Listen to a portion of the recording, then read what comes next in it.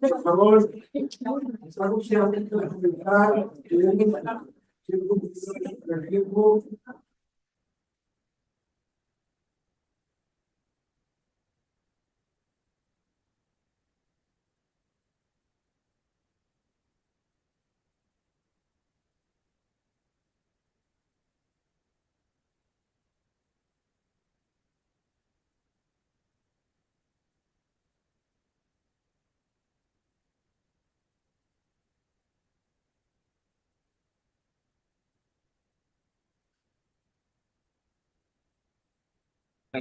Muy bien, hace bien. Sí, sí, sí. Sí, la verdad que muy bien. Vamos empezando. Hola, muy buenas tardes. Muy buenas tardes a todas y a todos. Vamos a comenzar la segunda parte de esta jornada. Y otra cosa que vamos a empezar con lo complicado de hablar muy altos, que luego todo lo que se ve puede parecer bajito. Pero vamos a ver si lo hacemos de manera que nos encontramos todos a gusto. Tenemos para esta última parte una mesa de diálogo en la que van a participar María Reyes, periodista, Silvia Fernández, que es psicóloga clínica, José Rollo, escritor, y José Rivera, que es compositor. Pero a mí me parece. Y al hilo de lo que se ha estado diciendo todo el rato, yo no tengo más remedio también que empezar por algún agradecimiento y alguna aclaración.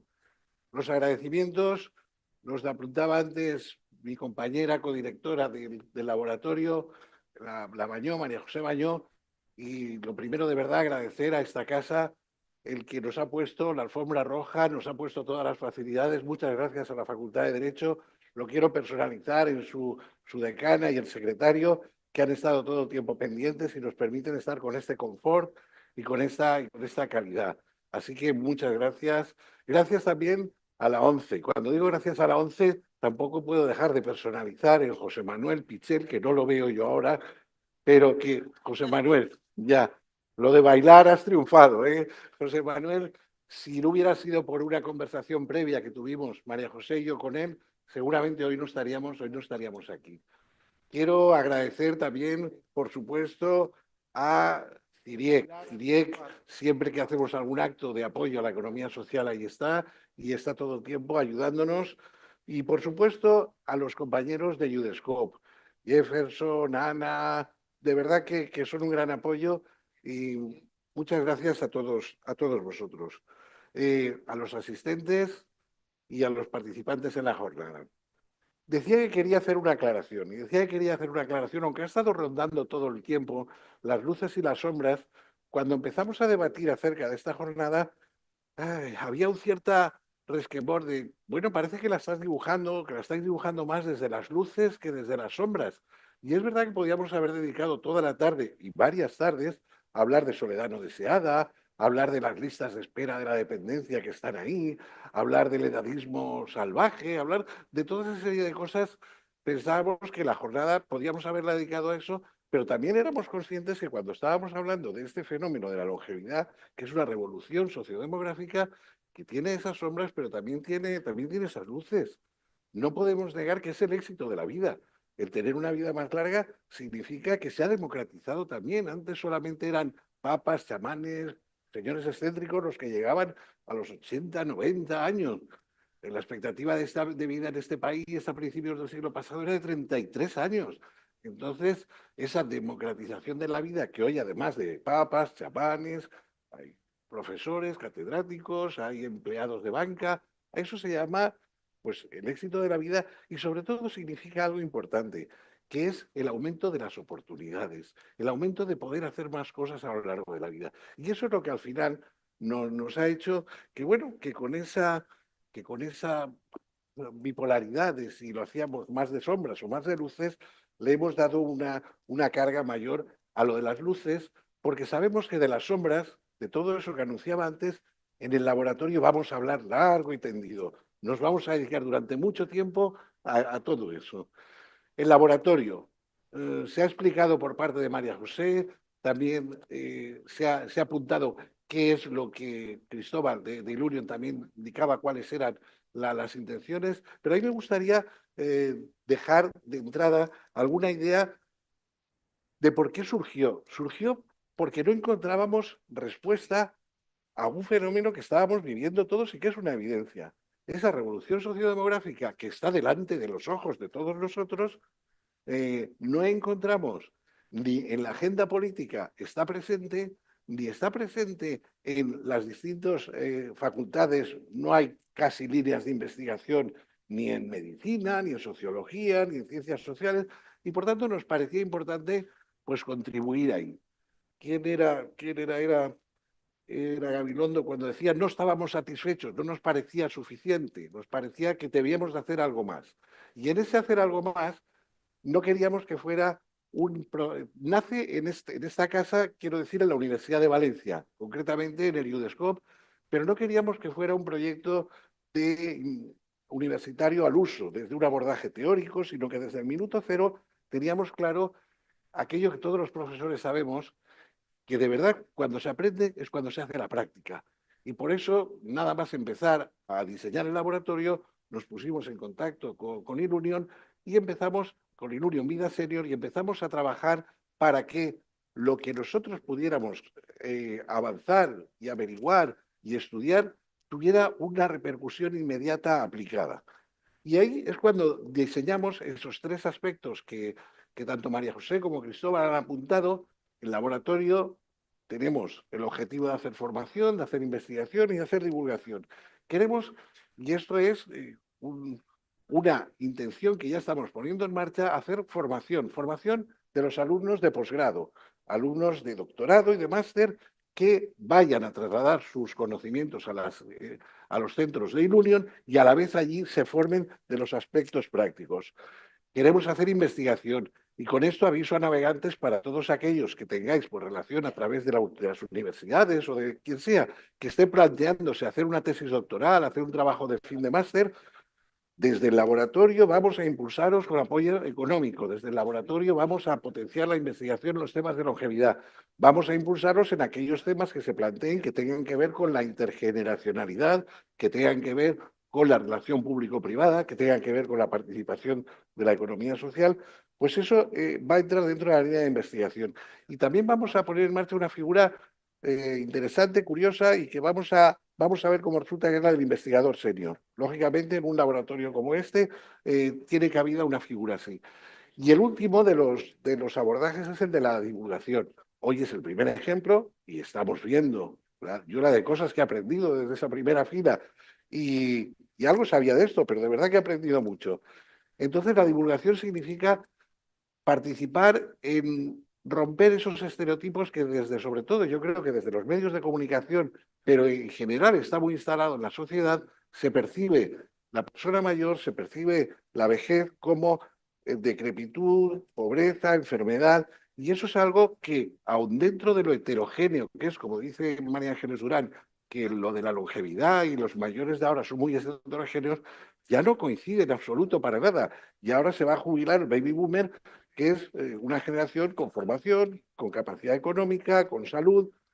Todo eso es lo que nosotros queremos divulgarlo y lo vamos a hacer a través de, estamos en contacto con dos medios de comunicación, con Diario.es y con Levante, para tener una sección permanente en la que podamos hacer ahí noticias, también queremos hacer podcast, queremos hacer micro relatos, queremos hacer esa divulgación para combatir ese estereotipo. Bueno, pues en ese inicio del laboratorio, pues lo que tenemos en la mesa de hoy, pues es una ayuda imponente para eso, porque la primera parte con la que vamos a empezar va a ser con Mariola Cubeix. Vaya por Dios. Mariola es una destacada escritora y periodista que ha trabajado. Soy periodista, por favor. Es que tengo un gran respeto hacia los escritores. Una cosa es escribir y otra cosa es ser escritora. Es que son cosas distintas. Vale. Perdóname que te corrija. Pero es la que primera. me siento siempre como en deuda con... Yo y de la gente que realmente es escritor, y el hecho de escribir libros no te convierte en escritor. Una cosa es bailar y otra cosa es ser bailarín. Esto también lo entiende todo el mundo, ¿no? Dicho esto, Vamos al libro que ha escrito. eso sí. No he Mariola, escrito 6, en Mariola- realidad he escrito 6, pero Mariola Cubé es periodista, autora de diferentes publicaciones y que ha trabajado en medios tan importantes como Televisión Española, por supuesto la cadena SER, que es su casa, TV3, Canal Nou. Su última publicación, si no me equivoco, es su última, sí. se llama Mejor que Nunca y tiene que ver con la situación de las mujeres de 60 años. Claro, si en el laboratorio teníamos mucho interés por la longevidad, la mirada de género, pues encontrarnos con un libro como este, que además del libro ya sé que ha tenido consecuencias, que Sí. estáis haciendo teatro, que estáis haciendo Sí. una serie de aplicaciones relacionadas con esto. Entonces, Mariola, ¿por qué tan rotundo? ¿Por qué tan rotundo eso de No, Mejor que porque Nunca? ¿Y qué has ido aprendiendo en este Pues proceso mira, de desarrollo del libro del que luego vamos a hablar más? Pues mira, quiero dejar claras varias cosas. El libro, me siento encantada de estar aquí. Yo tengo 58 años y me parece maravilloso escuchar a gente tan interesante como Iñaki, como María Ángeles, razonar sobre algo a lo que, bueno, todos vamos a llegar y encontrar algo en ellos, en esas tesis, que a mí, cuando abordé el libro, me preocupa mucho. Yo no soporto ni a los escépticos ni a los cínicos. Y la frase de Iñaki de, no, es que en mis tiempos, ¿qué es eso? ¿Qué son mis tiempos? Mis tiempos son todos. Entonces, encontrar en este laboratorio gente como vosotros que estáis ya pensando en esto y oír, yo ya sabía que Iñaki y María Ángeles tenían una visión fantástica sobre este asunto, pero escucharles argumentar de esa manera tan articulada algo que es fundamental para todos los que estamos aquí, para todos los que ya han llegado a esa edad y para todos los que vamos a llegar. ¿Qué es lo que me pasó en el libro? El libro es un encargo. Yo soy periodista, solo soy periodista y había escrito muchos libros porque mi especialidad es el mundo audiovisual. Yo soy analista de televisión, trabajé en la televisión, en una televisión de infausto recuerdo, una televisión que no se debe hacer, y cuando... Estamos hablando de Canal Nou. Sí, bueno, Canal No, televisión española, trabajé en muchos sitios haciendo programas en aquellos años 90, 2000, programas que no se deben hacer, Yo trabajé en una televisión que no se debe hacer, pero un día recapacité, me fui, entoné un mea culpa, publiqué un primer libro y después vinieron encargos sobre análisis audiovisual. Cuando me llegó este encargo, no tenía nada que ver con mi universo, no tenía nada que ver con mi especialidad.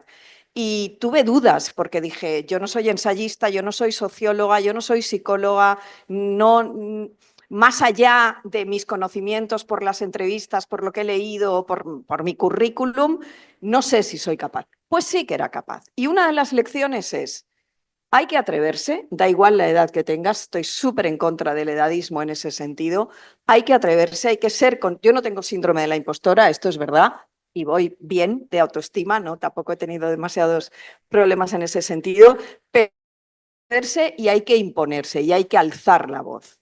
Y hay que dejarse el escepticismo y el cinismo. Y cuando me puse a escribir, y con esto acabo, me di cuenta de que ese relato, igual que esta historia que estáis vosotros impulsando, no estaba hecho. Es decir, la gente de mi generación no está contada, no tiene una representación audiovisual potente, no está contada como están contadas las millennials, que estamos ya un poquito hasta aquí de la cantidad de podcasts de sus maternidades, como si ellas, perdonadme, la hubieran descubierto, etcétera, etcétera, ¿no? Entonces, creo que hay un relato de esta generación que ha sido pionera en aspectos fundamentales y paradigmáticos que han cambiado el universo. Hemos sido pioneras en cosas tan increíbles como elegir si queríamos ser madres o no, elegir si queríamos casarnos o no, elegir casarnos ya con el divorcio ahí, llegar a la edad fértil con el aborto ahí, la primera que acudió masivamente a la universidad. Y yo fui consciente de todo eso escribiendo el libro.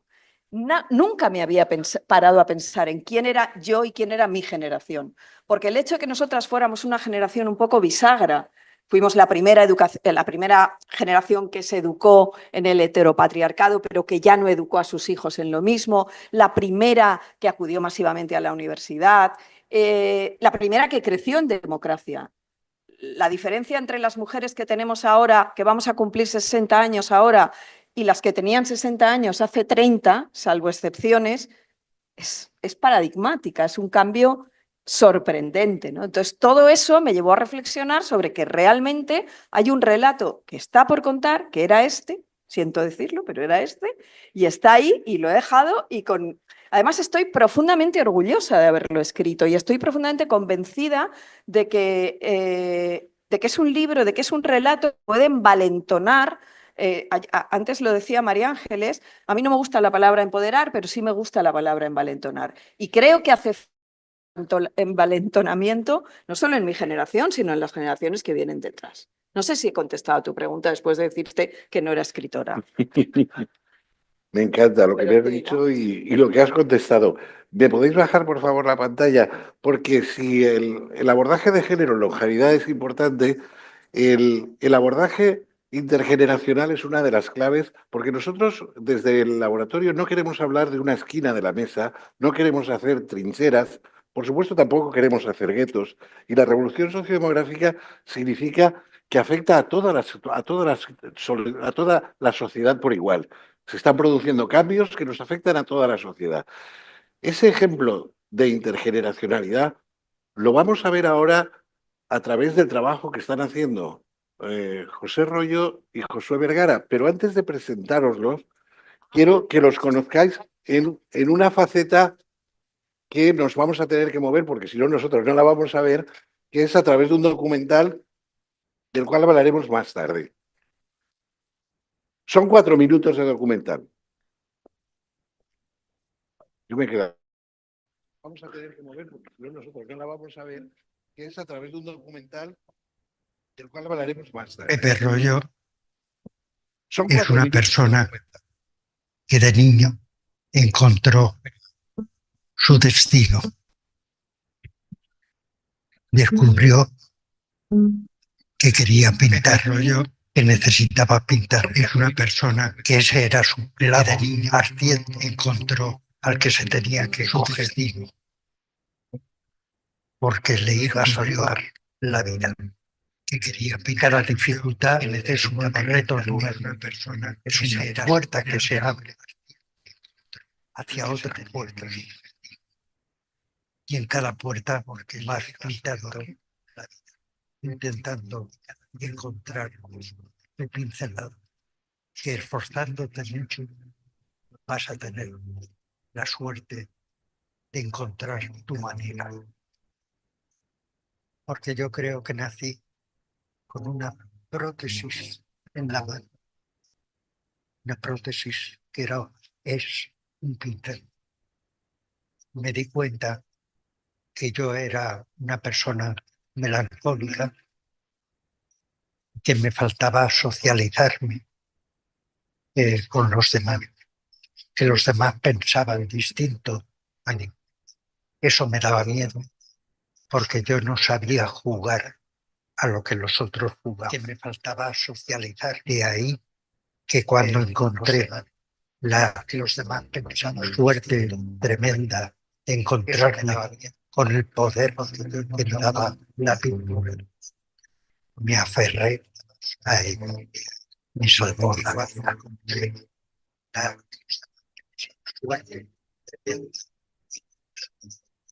Un pintor se plantea dos preguntas. ¿Qué es lo que quiero pintar? ¿Y cómo lo tengo que pintar? Un pintor, yo sabía que siendo mediterráneo iba a tener lo que quiero y la sensibilidad que nos da la luz y el color del Mediterráneo.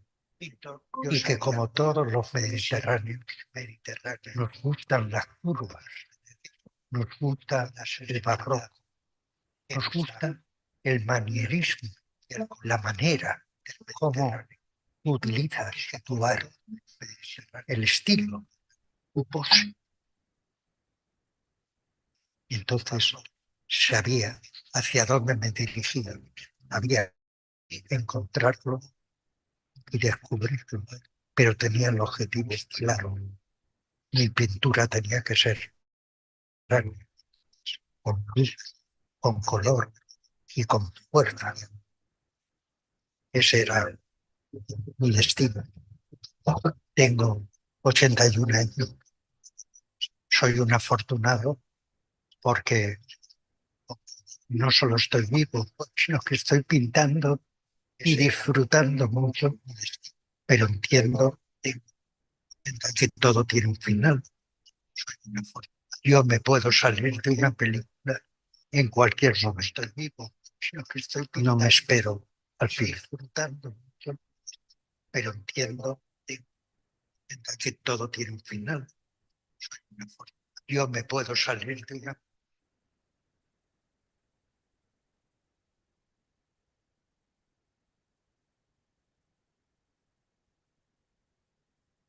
Bueno, Qué bonito, yo bonito, qué ¿verdad? bonito.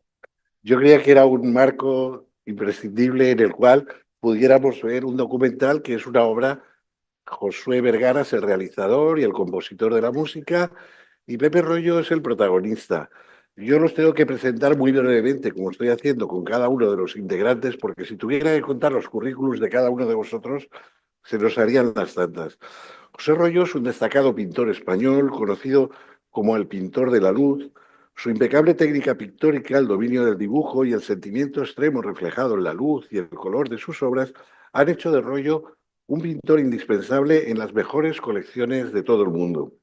La pasión mediterránea que se vive en sus pinturas le identifica en ocasiones con la gran obra del valenciano Joaquín Sorolla.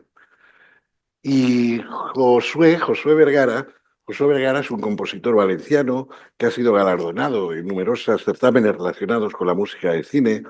Su música ha trasladado a primera línea en festivales mundiales de música de cine. En cartelera ha estado hasta hace bien poco el equipo Crónica, la película de Arte en Trinchera. Josué es el autor de su banda sonora. Su carrera ha recibido reconocimientos por parte también de la administración. Ahora mismo acaba de llegar de Madrid, de tener un encargo del Ejército del Aire, del cual está haciendo el himno. Luego, si acaso, nos cuentas un poco de qué se trata, de qué se trata eso. Josué y José, como digo, son un ejemplo intergeneracional, son un ejemplo de dos tramos vitales que se encuentran, son un ejemplo de dos artes que coinciden, la pintura, la música.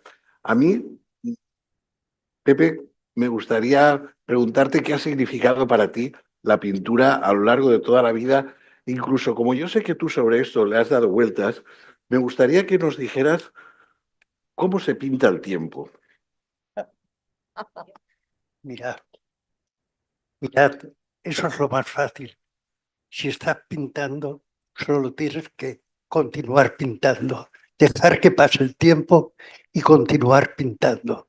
Tienes una misión, una manera de vivir la vida, dibujando, pintando y sobre todo, yo comprendí, yo sé el medicamento, sé el elixir que hace falta. Elixir, Sí, es la curiosidad, la curiosidad. la curiosidad. ¿Qué va a pasar mañana? ¿Qué va a pasar dentro de media hora? ¿Va a salir la pincelada adecuada o no? Y así en todos los órdenes de la vida. La curiosidad. Bueno, una buena pista, ¿eh? Una buena pista para esto de la longevidad. Josué, tú que habéis estado trabajando juntos, eh, ¿qué, qué saca la música de la pintura y qué saca la pintura de la música? Porque ahí hay un mestizaje muy interesante. Desde luego que sí. Me vas a permitir la licencia, lo primero, de agradecerte de estar aquí hoy, porque es algo, yo soy un poco intruso, soy el más joven aquí en cuanto al tema Te lo de perdonamos. longevidad. Muchas gracias. Ya se te pasará. Lo sé. Eso espero. Y permitirme también la licencia, porque me ha llegado al corazón, de felicitar a mi Ángeles y a Iñaki, porque me ha encantado vuestra intervención. A mí me ha parecido brillante, ¿no? Lo siguiente. Dicho esto, mirad, yo tengo poca autoridad para hablar de esto por lo comentado, pero sí que os diré una cosa. Soy una persona que aprende y ha aprendido mucho, por no decir casi todo, de las personas que tienen más años que yo. Es decir, mis padres, mis abuelos, de la persona que tengo aquí hoy en día a mi lado, que es Pepe, y debo de reconocer que toda esa fuerza, todo ese conocimiento, toda esa experiencia, toda esa vivencia, toda esa vida que han vivido a través del modesto regalo que creo que me dieron al nacer, que es el poder expresarme a través de la música o a través de un piano, he tratado de canalizar todo esto, de recibir todo ese legado, toda esa información, filtrarlo a través de mi propia sensibilidad, de mi propia emoción y terminar devolviéndolo a través de mis manos y a través de unas teclas de un piano para hacer en parte lo que habéis podido ver y escuchar. Y luego me gustaría también trasladar que yo descubro el mundo de la pintura y el mundo del arte hace relativamente poco tiempo y resulta una revolución para mí porque empiezo a comprender esa palabra tan desconocida y tan difícil de llegar que es la sinestesia, que es el conseguir sentir a través del color, a través de la pintura, mutar esa pintura a través de los colores, establecer una paleta, valga la redundancia, de colores, siendo compositor y tratar de pintar a través de la partitura mi propio cuadro con todo ese legado que yo recibo. Eso tengo la suerte de vivirlo a través de Pepe Royo.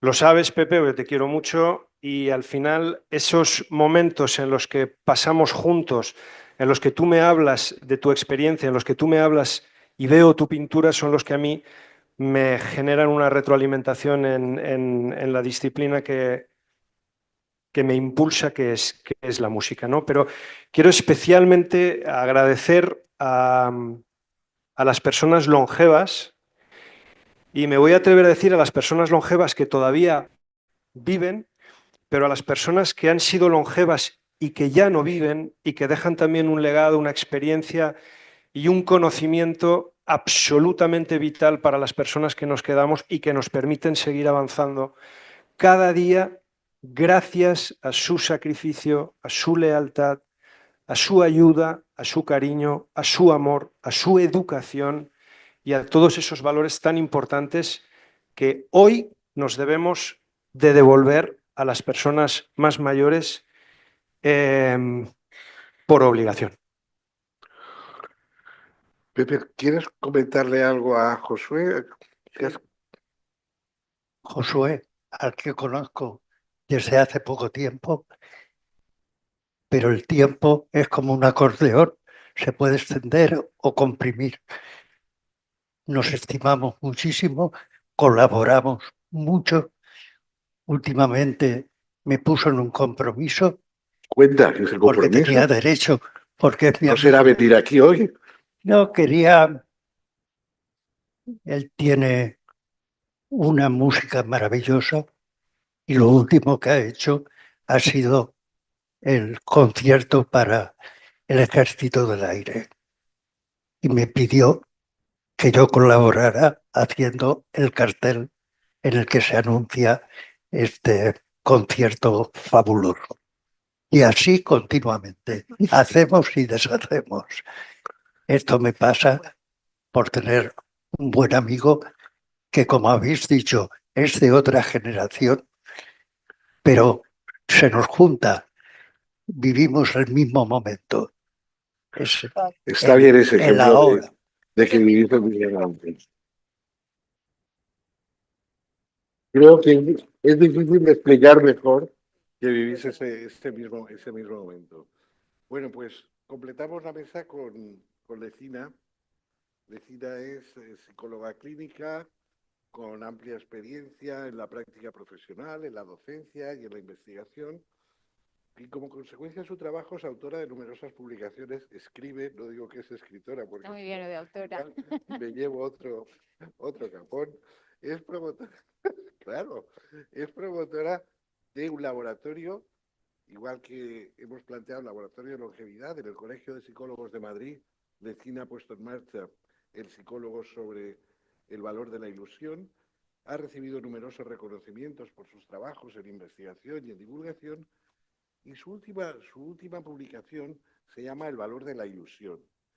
En el valor de la ilusión ya tengo subrayadas algunas cuestiones que me han resultado interesantes y como yo sé que puede haber algún escepticismo con el concepto y con el término, lo primero que me gustaría que hiciéramos algo de pedagogía acerca del concepto. Ilusión en castellano es un concepto que lo podemos tratar en positivo o darle alguna nota de incredulidad o de ingenuidad o de tal, a diferencia del inglés, que es ¿qué es lo de la ilusión? Lecina, cuéntanos qué es lo de la ilusión y qué significa la posibilidad de mover y alcanzar y avanzar en esa ilusión. Pues bueno, buenas tardes a todos, gracias de corazón. Y ya que es laboratorio de longevidad lo que vais a hacer y una de las características va a ser la práctica, pues puedo empezar diciendo con un ejemplo práctico de lo que acabamos de ver ahora mismo con ellos dos, ¿no? Con Pepe y con Josué, que la ilusión de juntarse y hacer proyectos juntos y que uno anima o estimula al otro, esa retroalimentación que han dicho, seguramente lo han hecho con ilusión, ¿no? Entonces esa sería la ilusión tal como la entendemos en el idioma español. Por eso Gustavo ha hecho esta diferencia porque remitiéndome hacia atrás al filósofo Julián Marías, en su breve tratado de la ilusión, es donde yo aprendí, o sea, me di cuenta conscientemente de que el concepto de ilusión, tal como lo entendemos nosotros, con esto que acabamos de ver aquí, solamente existe en el idioma español, porque en otros idiomas existe la palabra ilusión, pero no tiene esta acepción positiva de esperanza, de logro que tenemos nosotros en nuestro idioma, ¿no? Y de esto, de esta parte aceptiva, por eso la llamé psicología positiva, es de la que vamos a hablar hoy y de la que hice el laboratorio en el Colegio de Psicólogos, que ya hemos terminado, hemos cerrado con una publicación, Blog Ilusión, que lo podéis ver en la página web del colegio, que está ahí colgado y lo podéis ver libremente. Y también hicimos un estudio con la ONCE, casualmente, para ver qué entienden los españoles por ilusión. Se preguntó a toda España, se hicieron 3.200 entrevistas y fijaros que nadie contesta con la acepción, digamos, entre comillas, negativa. Todo el mundo contesta la ilusión diciendo que es pues alegría, que es motor, como decía Iñaki esta mañana. Digo esta mañana porque nos hemos hecho amigos en el tren y esto es como es tan emocionante, lo cuento aquí. Entonces, sí, es verdad. Entonces, ¿qué pasa? Pues que a mí me despertó, digamos, la curiosidad de investigar la ilusión, porque en la consulta de psicología clínica lo oía muchas veces de personas que me decían que estoy mal y para que te hagas una idea de cómo me siento es que ya no tengo ilusión y a medida que avanzaba la terapia, pues más pronto o más tarde, mucha gente puede decir, ya vuelvo a tener ilusión, estoy mejor. Y entonces ahí empecé a pensar y dije, pues esto tiene un peso y no lo hemos investigado nunca, porque claro, luego entendí que es que en otros idiomas, que siempre son más listos, ¿no? Los de fuera para nosotros los españoles, y claro, como no existe la acepción positiva, pues no hay estudios desde la psicología de la ilusión. Hay de la motivación intrínseca, hay de felicidad, hay del flow, pero de ilusión no hay nada, pero porque claro, porque no conocen la palabra, la acepción. Así que empecé a estudiar esto y cuál es la sorpresa, que al preguntar a la gente, cada uno decía una cosa. Si ahora vosotros lo pensáis, ¿qué es la ilusión para cada uno de vosotros? Os dejo 5 segundos. Pensar qué sería para vosotros la ilusión y si alguien se atreve a decir simplemente una palabra, una pequeña frase, veremos que probablemente no coincide ninguna. ¿Queréis? ¿Nos da tiempo a hacerlo? ¿Regular? Tú misma, tú eres la que estás con el micro. ¿Queréis? Claro, mira allí. Emprender. Ay, que no están ilusionados, necesitan el laboratorio. Decir, oye. No, es que no es algo, sino ¿qué es la ilusión? Entonces, un objetivo, un motor, esperanza, deseo. Entonces, yo me di cuenta que cada uno contestaba una cosa, pero ¿estáis de acuerdo con lo que han dicho los compañeros? Es verdad. Entonces, hicimos primero una entrevista más, se llama estudio cualitativo, íbamos con una urna y igual íbamos a un pub, que a una residencia de tercera edad, que a un colegio, que a una librería, para que la gente escribiera de forma totalmente voluntaria, sin ningún tipo de observación, qué es para ti la ilusión. Y de todas esas papeletas que recogimos, hicimos categorías por elementos y vimos que había un abanico de elementos enormes que forman parte del concepto de ilusión, como vosotros habéis dicho, esperanza, motor, etc. Y desde la psicología, yo que crecí aquí en Valencia, estudié aquí en Valencia y era digamos que la característica fundamental es la psicología cognitivo-conductual. Y lo dividí con el comportamiento humano. Entonces hay elementos que se relacionan en la psicología con lo que es emoción, como por ejemplo alegría, entusiasmo, felicidad, que se contesta al hablar de ilusión. Hay otros elementos que se relacionan más con lo cognitivo, como habéis dicho, objetivos, metas, otros dicen proyectos, y luego estaría el comportamiento, ¿no? El poner en marcha, el hacer las cosas. Entonces, recoge las tres conductas que forman el comportamiento humano: cognitivo, emocional y comportamental, que pienso, que siento, que hago. Entonces me pareció de pronto que podía ser una herramienta súper importante desde la psicología para utilizarla tanto en la terapia como en la prevención, porque no hay que explicar a nadie qué es la ilusión, igual como hay que explicar qué es la resiliencia, qué es la empatía. La ilusión todo el mundo lo sabe y además es que lo ha vivido en algún momento de su vida. Con lo cual era una forma muy fácil de empezar a trabajar con ello y ahí estamos. Desde entonces hemos hecho, pues eso, el laboratorio, hemos hecho jornada de la ilusión en Instituto Cervantes en Madrid, hemos hecho, en fin, varias actividades, aplicación, que lo cuento luego después, si me preguntas, pero es importante que sepamos eso, que aunque es mucha gente lo relaciona y dice que es una emoción. Claro, visto como desde lo que hemos estudiado, es más que una emoción. Incluye más, es más una actitud, es vida. Cuando hemos preguntado, hay tanto niños como personas mayores. Una de las cosas con las que más lo han relacionado, digo cosas, me acuerdo de Iñaki que ha dicho, las cosas más importantes de la vida no son cosas. Pues una de las cosas, entre comillas, que más han relacionado la ilusión, ¿sabéis con qué es? Con la vida. Tanto los niños pequeños como los mayores utilizan la palabra vida dentro del concepto muchísimo. Y esto está muy relacionado con la longevidad y con la vida que vamos haciendo cada día para que tengamos una longevidad, digamos, más activa, ¿no? Y rica emocionalmente. Y me parece que eso es muy importante. Y creo que ya me callo. Muchas gracias. Mariola, volvemos a ti.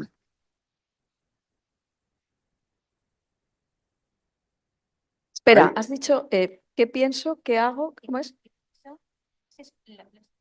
Me interesa mucho esto. ¿Qué pienso ¿Qué pienso?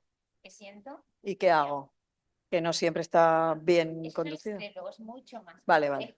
Me quedo con eso, me quedo con eso. Volveremos luego y volveremos intentando darle una pátina Pienso, aplicada. que siento, que Ahí- hago. Qué bonito esto. Ahí seguiremos luego con la ilusión. De Me gusta momento, mucho. vamos con Mariola de nuevo. En su libro este Mejor que Nunca, hay un capítulo que entraría un poco en polémica con lo que antes se estaba tratando en la conferencia a dos voces entre María Ángeles y Iñaki. El capítulo se llama La bendita, es verdad que está barrado, maldita soledad. Maldita, Y maldita La soledad. bendita maldita soledad. Claro, es que sí. Me gustaría que aclararas eso, me gustaría que aclararas eso, porque es que luego el capítulo siguiente también tiene una connotación así, No me acuerdo cuál es, claro. interesante que es aquello de me importa un bledo. O Bueno, es sea que creo que está muy relacionado también, porque yo creo que es muy importante también acuñar ese término y esa máxima entre todos nosotros, y aquí hay un público inteligente y sabemos de qué estamos hablando. Me importa un bledo lo que realmente te ha de importar un bledo, que es casi todo menos lo fundamental, ¿no? Entonces, a mí me parece que eso ya todos lo entendemos y conforme va pasando el tiempo lo entendemos más. Yo creo que tenemos muchas menos neuras y muchas menos cosas estúpidas en la cabeza conforme vamos creciendo que cuando tenemos 20 años, yo al menos, ¿no? El capítulo de Bendita Maldita Soledad, yo quiero dejar claro que se refiere precisamente a esta... Nosotras fuimos la primera generación que pudo elegir libremente la soledad y que ya no cargó con ella como una condena.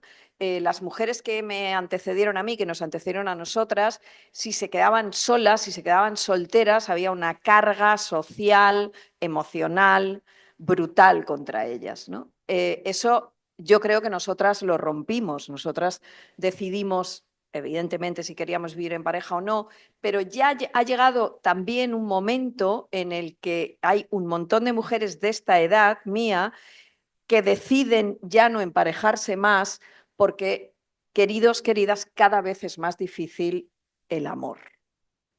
El concepto del amor romántico con el que hemos crecido, el timo audiovisual que nos ha contaminado tanto, ha hecho que lleguemos a tener unas expectativas que tú de pronto te sientas y dices, no, mira, Manolo, no. Me quedo sola, estoy muy bien sola, tengo una red, lo que decía Ángeles, una red afectiva inmensa, soy una mujer independiente, tengo mi propia estabilidad emocional, soy capaz de valerme por mí misma, no necesito, como dice un amigo mío, solo nos necesitáis para abrir el bote de... Sí, es verdad. ¿Sabéis? Porque yo es verdad que no tengo fuerza. Entonces, no nos hace falta estar con cualquiera. Esto lo digo yo, que llevo 27 años con el mismo señor, pero ya me entendéis lo que quiero decir. Yo pongo siempre el ejemplo, por lo de la bendita maldita soledad. A ver, voy a intentar explicarlo y por favor no me entendáis mal, sobre todo los caballeros que están aquí. Yo ahora mismo tengo 10 amigas de esta edad que son estupendas, que si fueran un producto, yo las podría colocar en el mercado del lujo, porque son estupendas de verdad, y se las ofrecería a cualquiera como un producto imbatible. Es caro, pero es imbatible, es perfecto. Es un artefacto incólume. Me cuesta mucho, mucho encontrar a 10 amigos libres, claro, como ellas, a los que yo pueda ofrecer al mercado del lujo de esta generación. Lo que decía María Ángeles es muy interesante y hay una máxima ahora que sabéis que dice que las mujeres se enamoran del hombre del futuro que no existe y los hombres de la mujer del pasado que tampoco. Entonces ahí hay un momento que estamos fatal. De ahí lo de la bendita maldita soledad. Yo creo que esta generación sí que la ha entendido de una manera. Luego es verdad que hay una soledad no deseada de esa población más envejecida que está, pero yo creo que la gente de mi generación ya va a llegar incluso a esos 80 años habiendo vivido sola y habiendo creado unas redes sociales y afectivas tan potentes que esa soledad, que cuando hablamos de la soledad nos referimos a la no pareja. Y entonces eso ya se ha acabado. Es decir, es que hay otros modelos de familia, otros modelos de estar en el mundo.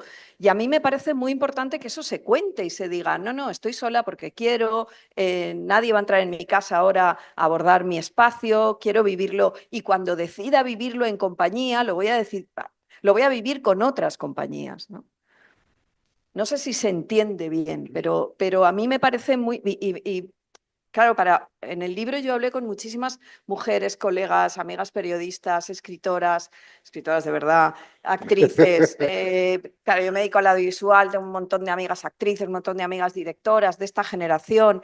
Y había una máxima que repetían y que yo también me uno a eso, y es que yo creo que nos ha caracterizado a las mujeres de mi generación un mantra que es, por mucho que las queramos, yo lo que no quiero es la vida de mi madre.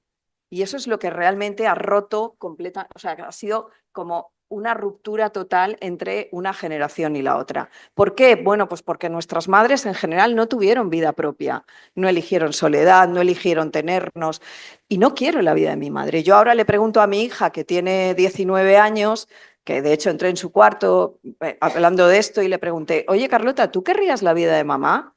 Y me mira y me dice, pues claro, pero claro, me lo dijo como diciendo, menuda pregunta estúpida. Bueno, pues porque ella ve que yo tengo una vida estupenda, que trabajo de lo que quiero, que me relaciono con quien quiero, que estoy con el hombre que quiero, que tengo una buena vida, que tengo vida propia, una cuenta corriente, cosa que hablábamos en la comida, ¿no? Hasta el 81 aquí las mujeres no pudieron tener cuenta corriente propia, ¿no? Todos esos cambios vitales hacen posible que tú digas, bendita soledad. Y no pasa nada, se puede decir abiertamente, claro. Bendita soledad, no quiero tener hijos, arrepentirte de haberlos tenido, cosa que también tampoco se podía decir antes y ahora se puede decir. Quiero decir que a mí me parecen cambios para arrepentirte no quiere decir que los voy a matar, no. Si fuera ahora no los tendría, o bueno, sí, pero no es esta historia que dicen algunas de, ay, no te puedes perder, es una maravilla, es una hija, es una, sí, todo maravilloso, pero puedes vivir sin tener hijos y tampoco pasa nada, ¿no? Creo que ese tipo de mandatos sociales que antes te tenían, nosotras ya no los hemos tenido, y creo que se alza poco la voz para decirlo. Hay un libro muy interesante de una socióloga, con esto acabo, una socióloga israelí, se llama Ona Donat, que se llama Madres Arrepentidas, que os recomiendo. Recomiendo dos, este y otro, que es un ensayo de Sabina Melchor, que se llama La risa de las mujeres, que es un ensayo sobre cómo nos han condenado por reírnos y nos han obligado a no hacer reír durante centenares de años y cómo eso se ha roto, y me estoy yendo de tema, pero el de Madres Arrepentidas es muy interesante y yo creo que esa es otra de las cosas que nosotras también hemos vencido. No sé, como veréis, estoy muy orgullosa de mi generación y de las otras también, ¿eh? Porque yo no estaría aquí sin determinadas mujeres, por ejemplo, como María Ángeles, que esto, en el libro yo también insisto mucho en la necesidad de referentes. Es que eso es fundamental y en la necesidad de que tú tengas curiosidad hacia esos referentes. Y la generación que viene detrás, yo estoy encantada de ir de la mano. Yo soy mucho más feminista ahora que cuando tenía 30 años, muchísimo más, pero muchísimo más. Mucho más consciente de lo que es el feminismo, y eso lo han conseguido una generación que venía detrás de mí. Y yo me uno a su antorcha. Sí, sí, esa referencia que estás haciendo hacia la generación que venía detrás de mí es clave porque además en este país se ha dado la circunstancia de que ha sido una generación castigada, ha sido una generación que le rompieron la juventud, ha sido una Claro. generación en la que no tuvo nada que ver con lo que ahora estamos viviendo, pues tenían 15, 20 años, 10 años, y una guerra lo destrozó todo. Y además, yo es que ahí tengo también un empeño muy personal, ahora que me voy a atrever a decirlo así personal, públicamente, ahora que el tema de cuelgamuros está dando vueltas de cómo, en qué se puede convertir, yo creo que esa referencia que tú has hecho, ahí hay una generación de españoles que con enorme generosidad Claro. hicieron la transición en este país y nos pasaron de un país pobre y que estaba en una esquina del mundo a ser un referente y a ser una pieza clave en Europa. Y además lo hicieron los que ganaron, los que perdieron. Lo hicieron sin mirar en el retrovisor. Lo hicieron después de que les habían destrozado su juventud. Por eso yo recuerdo las primeras políticas que se hicieron con la democracia para las personas mayores, el Inserso, que fue la primera organización que trajo pues, psicólogos, médicos, lo que puso en marcha era algo que parecía que era descubrir parte de lo que les habían robado. De repente en los hogares del Inserso se podía hablar con gente de su edad, se podía bailar, se podía enamorar, se podían hacer una serie de cosas que no habían podido hacer durante toda la vida. Yo también te digo una cosa, esas políticas del Inserso del siglo pasado, yo ahora las veo de difícil o de imposible aplicación con una gran parte de los jubilados o de las personas que en estos momentos ya tienen Bueno, luego- una edad en las cuales entraban en esos hogares del inserso. Claro, pero luego hay otra cosa. Yo decía que no tenía nada que ver, no quiero monopolizar el debate, pero es que me parece súper interesante tener claro que las mujeres que tienen ahora 60, 70 no tienen absolutamente. O sea, somos una generación que no ha habido otra generación similar en la historia de España, por muchos motivos. Por muchos motivos. Sobre todo porque crecimos en democracia. Pero hay una diferencia brutal entre nosotras y las que tenían hace 30 años, 60 años, y nosotros ya no vamos a ser las ancianitas con las que ahora las enfermeras se dirigen con diminutivos, que es una cosa que no puedo soportar.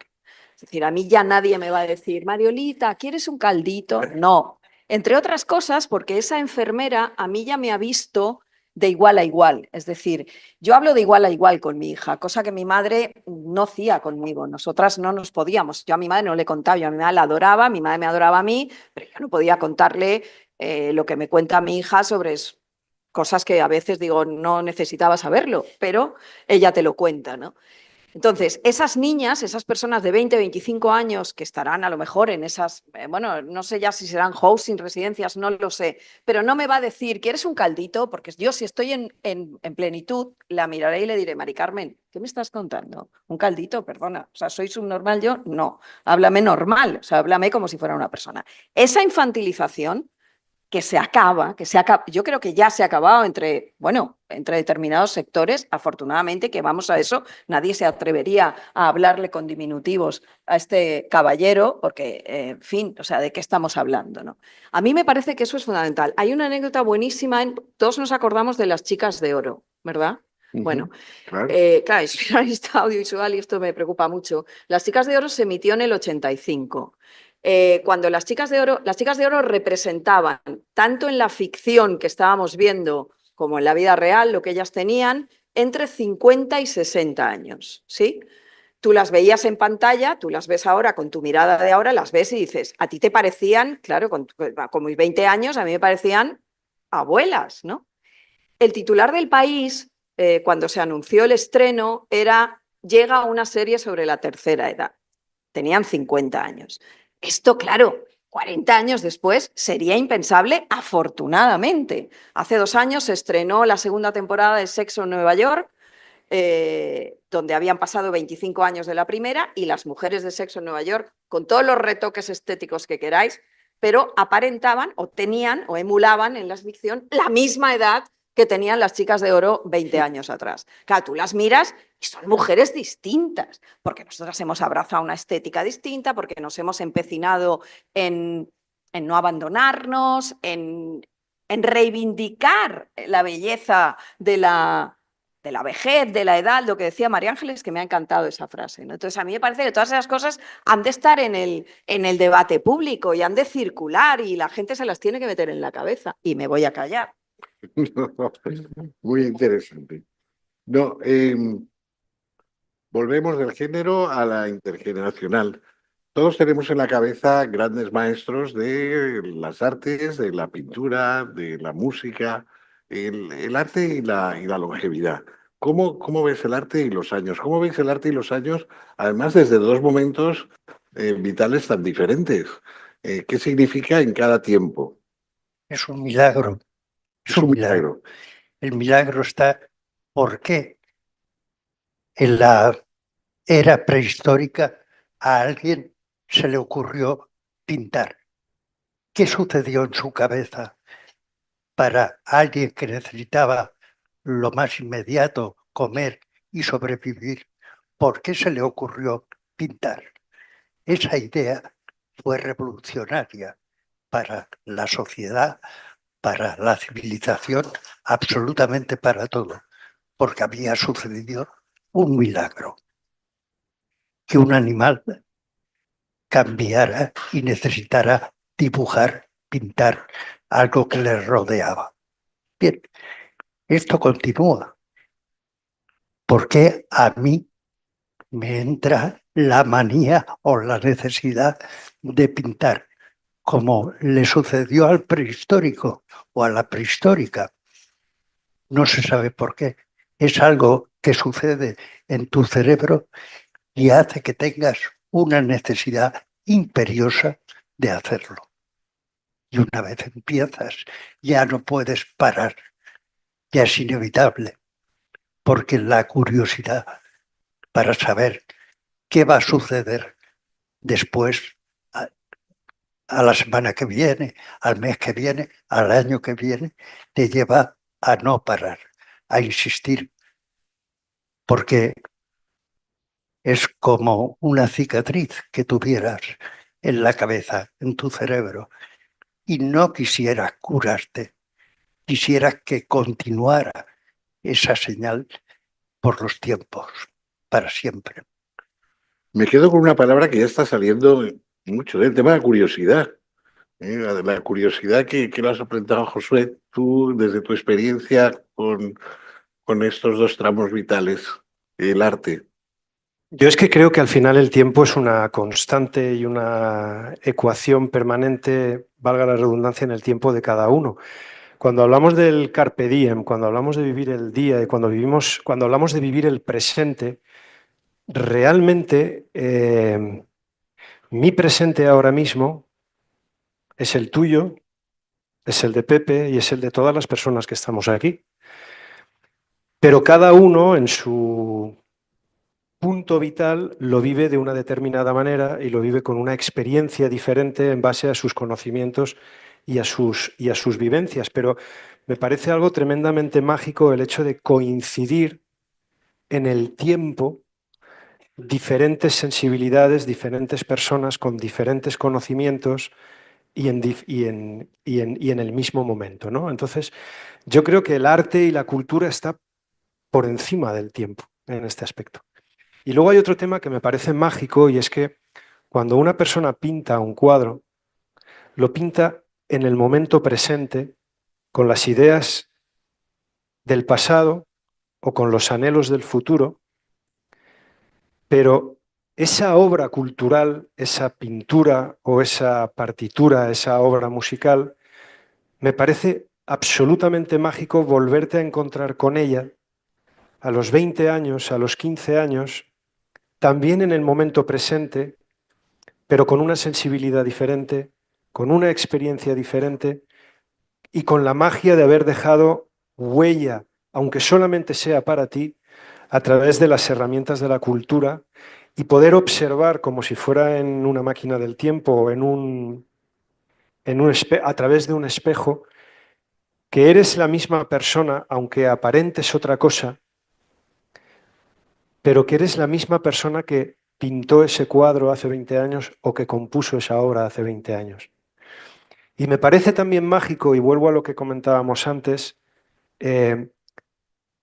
de terminar tu vida y de que esa obra, aunque ya no seas tú el que te refleja en ese espejo, puedan ser tus hijos, tus nietos, tus amigos, los que son testigos en otro momento que también es el presente, de un momento pasado con una sensibilidad muy concreta. Me parece algo extremadamente mágico donde la ecuación es el tiempo, el presente es el que debemos de vivir, pero en este caso lo que nos ocupa, que es el tema de la cultura, es una maravillosa herramienta para dejar ese legado y poder reconectar con él. Cuando digo una pintura o una obra musical, obviamente me refiero a un libro también o a cualquier forma artística de expresión, que me parece algo tremendamente mágico.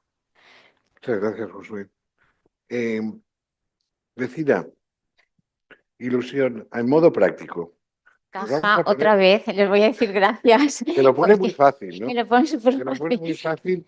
El orden en el que estamos siguiendo te lo pone Sí, muy fácil. sí, me lo ponen súper fácil porque yo vivo también en este momento un momento difícil a nivel personal y me había hecho unas notas por si me quedaba aquí en La blanco. pregunta exactamente, si me permites, Pero es que no me hace falta porque está ahí. pero te la amplío un poco, ¿eh? Quiero decir, me gustaría que nos dieras algunas pinceladas acerca de los aspectos prácticos de cómo construir la ilusión. Y la segunda parte de la pregunta, yo sé que con esto estoy tocando un tema complicado, es la ilusión incluso en los momentos más difíciles de la vida, como los que tú estás atravesando en estos momentos.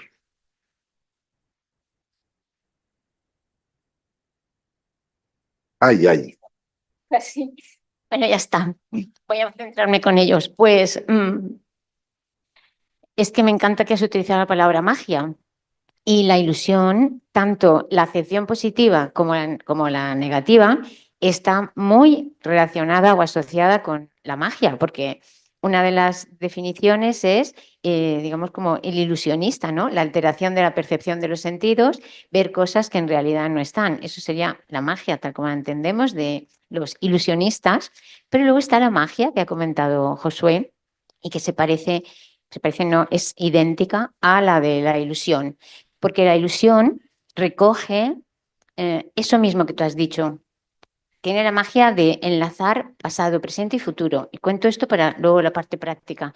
Porque claro, necesitamos memoria y recuerdos de ilusiones pasadas o de ilusiones que hemos visto a otras personas. Vivimos el presente en el sentido de la nueva ilusión que aparece en mi cabeza y que empiezo a construir.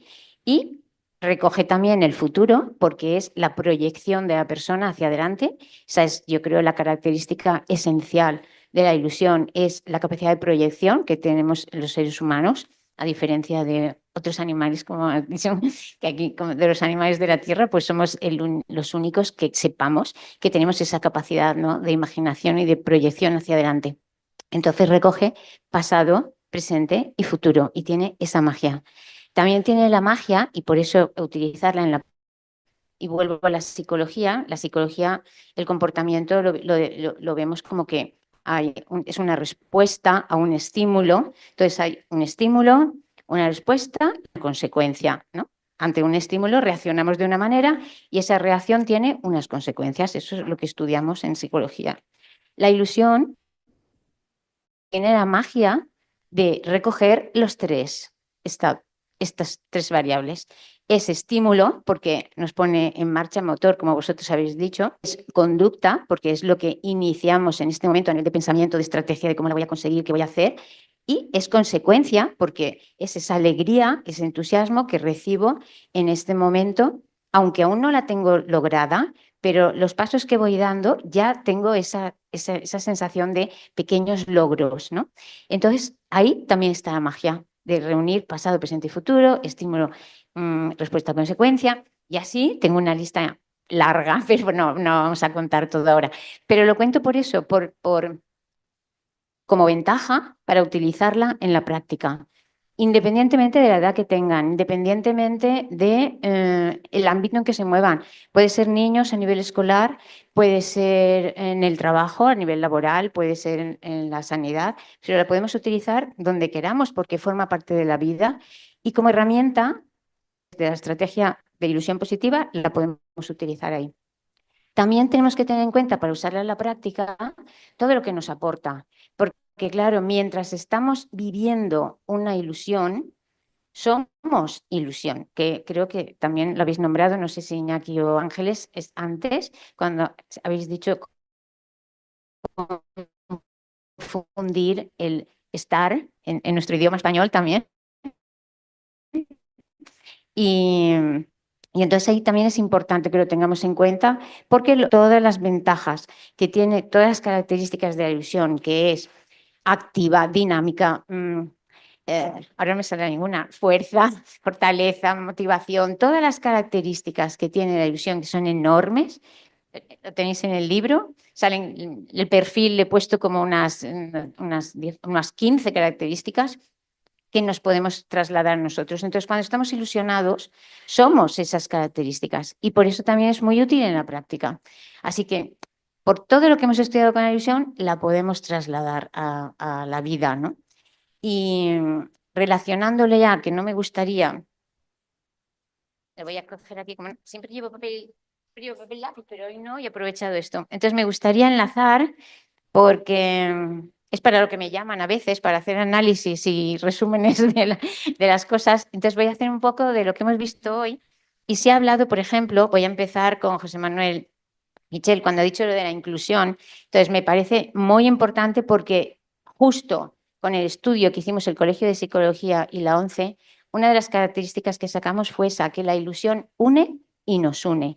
Y eso es muy importante. Otra de las características que ha nombrado Ángeles también de la pandilla, ¿no? De las mujeres, la ilusión a nivel de porcentajes de asociación de la ilusión a qué se asocia, son las personas. Todos, aunque nombren la vida, forma parte de la descripción, pero cogiendo como elemento son las personas. Entonces, la ilusión no solamente es útil cuando estamos solos, sino que es para las personas, con lo cual esta soledad no deseada nos ayuda a cubrir esa parte. Por otra parte, han hablado también del laboratorio, de lo que podría significar o lo que significa. Significa esfuerzo, nombro, esfuerzo. Necesita disponer, estar dispuestos, predisponerse. Necesita, las mujeres, ha comentado Iñaki, esperanza motora, activa, dinámica, animosa. La ilusión es todo eso, es esperanza, es anímica, es dinámica. Ángeles ha comentado lo de hablando de los hombres ricos, guapos, felices. Las ilusiones, cuando estamos ilusionados, somos más guapos, somos más ricos emocionalmente, eso sí, no con dinero, y más felices. Las redes afectivas, es que es todo un conjunto de características que tiene la ilusión y que coinciden con las características de Longevidad Lab. Y entonces, pues, tenéis que acordaros de mí para esto. Muchas gracias, Regina. Estamos en el tramo final. Mariola, no me puedo resistir a preguntarte o a pedirte un consejo. Estamos, ya ves, de bautizo. Estamos poniendo en marcha nuestro laboratorio con toda esta ilusión, con toda esta parafernalia, todo lo que estamos montando. A ver, tú... Esta iniciativa, como cualquier iniciativa que consiga mover el mundo hacia lugares mejores, me parece absolutamente para celebrar. Me encanta que esta universidad y que vosotros estéis siendo un poco el estandarte de esto, ¿no?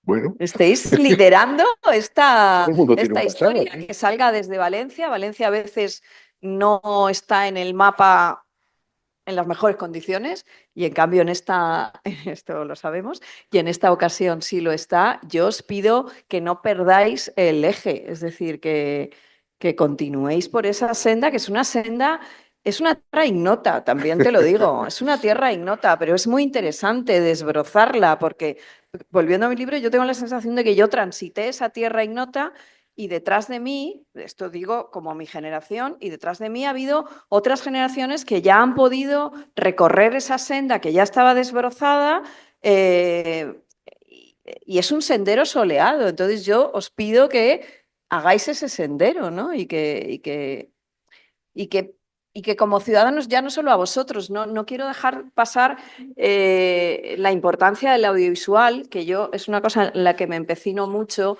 y en que nosotros como ciudadanos tenemos todo el derecho del mundo a reclamar un buen audiovisual, un audiovisual fuerte, tanto pública como privadamente, porque el audiovisual nos representa, el audiovisual conforma sociedades, conforma pensamientos, hace avanzar el mundo o lo retrocede.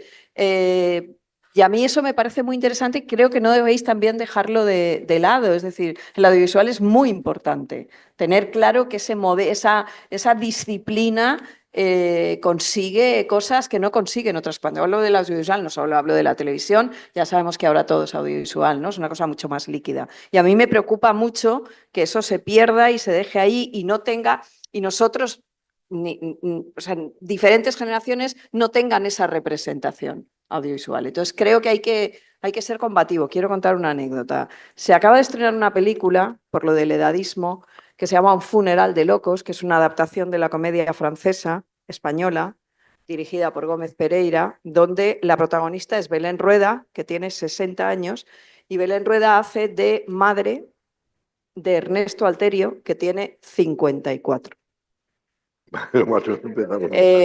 Ahí lo dejo para vuestra reflexión. Nadie en la cadena de mando de esa película ha visto que quizá eso era un despropósito. Entonces a mí eso me preocupa, de verdad, me preocupa como ciudadana. Lo dejo ahí para vuestra... Pasa en la tele continuamente, ¿eh? Madres e hijos en la ficción que se llevan 12 años, que dices, caramba, qué precoz esta señora. Sí, el edadismo en lo que son el mundo del cine se identifica inmediatamente Claro. con los protagonistas y con las protagonistas y las carreras Bueno, profesionales. el otro día me enteré que Anne Brankford, el graduado, cuando interpretó el graduado, que hacía de señora madura que seducía al novio de su hija, que era Dustin Hoffman, se llevaba ella y Dustin Hoffman, o sea, Dustin Hoffman es 6 años menor que Anne Brankford, solamente. Me enteré el otro día. Y esto nos lo hemos comido. Pues eso hay que cambiarlo, Gustavo. Claro, pues Eso hay precisamente, que romperlo. Y hay que quejarse. Rueda. precisamente, y estamos ya acabando y tengo que acabar además volviendo a hacer un spot de nuestro laboratorio y me parece Estamos que aquí para eso. estamos aquí para eso. Me parece que el ejemplo del cine nos sitúa cuando hablábamos de formación, de investigación y de divulgación. Lo he hablado en alguna ocasión con Josué. Tenemos mucho interés por hacer microcine, hacer Muy bien. historias cortas en las que se trasladen las distintas vivencias que se ven, el hacer partícipe de manera fácil a través de historias en la percepción de esta nueva zona sin edad que decíais antes. Yo me voy con alguna impresión interesante.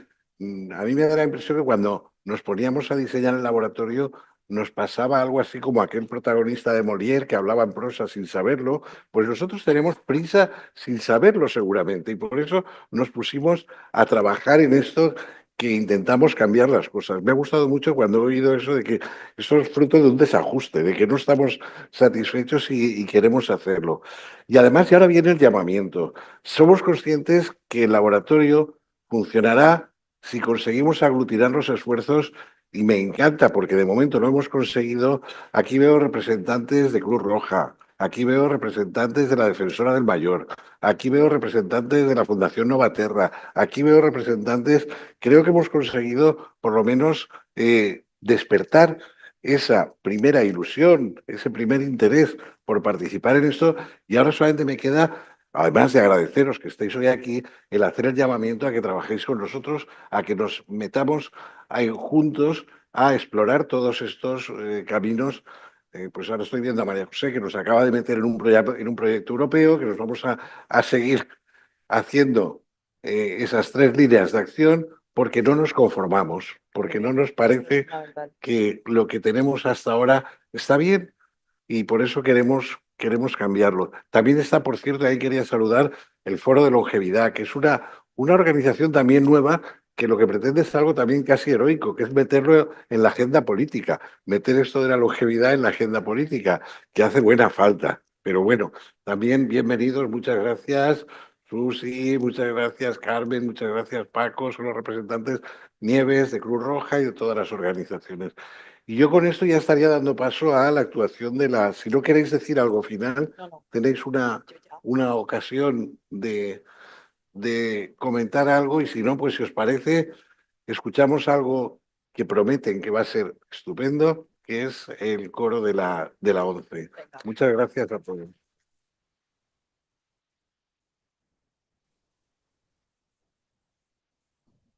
Bueno, buena vesprada, buenas tardes a todos y todas. Muchísimas gracias. Es un placer para la Coral Alegro de la 11, para la 11, estar esta tarde aquí, escuchando estas historias, estas reflexiones, todas acerca de nosotros, de la vida, de las diferentes etapas de la vida. La 11 siempre ha apoyado la cultura, siempre ha apoyado a las personas, gracias a la solidaridad de todos y de todas. Hacemos pueblo, hacemos sociedad. Queremos contaros 4 historias que son nuestras, pero que queremos que también sean vuestras. Empezaremos hablando y cantando a las personas, a las que están, pero también a las que estuvieron y ahora llevamos en nuestros corazones. Empezamos con Vanessa y esta bonita historia de Qué bonito. Muchas gracias.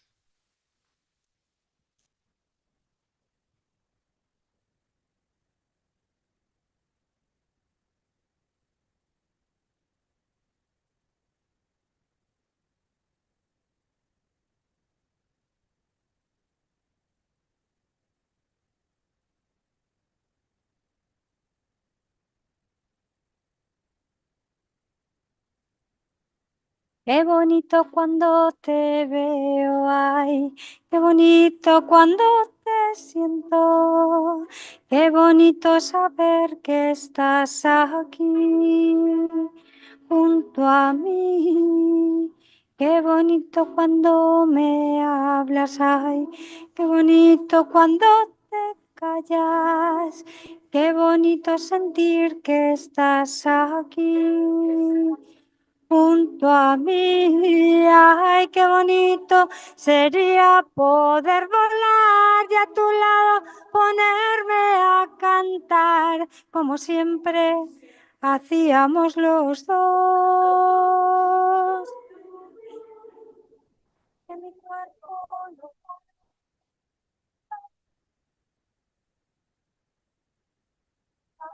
y que nunca de mí se apartará. Qué bonito tu pelo negro, ay, qué bonito tu cuerpo entero, qué bonito mi amor todo tu ser, sí tu ser.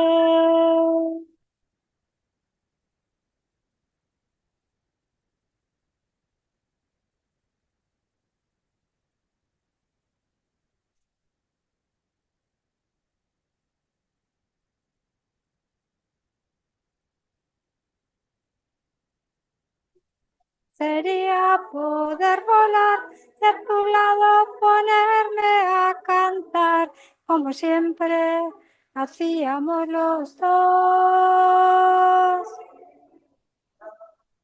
Que mi cuerpo no para de notar que tu alma conmigo siempre está y que nunca de mí se apartará. Qué bonito cuando acaricio, ay, tu guitarra entre mis manos. Qué bonito sentir que estás aquí junto a mí.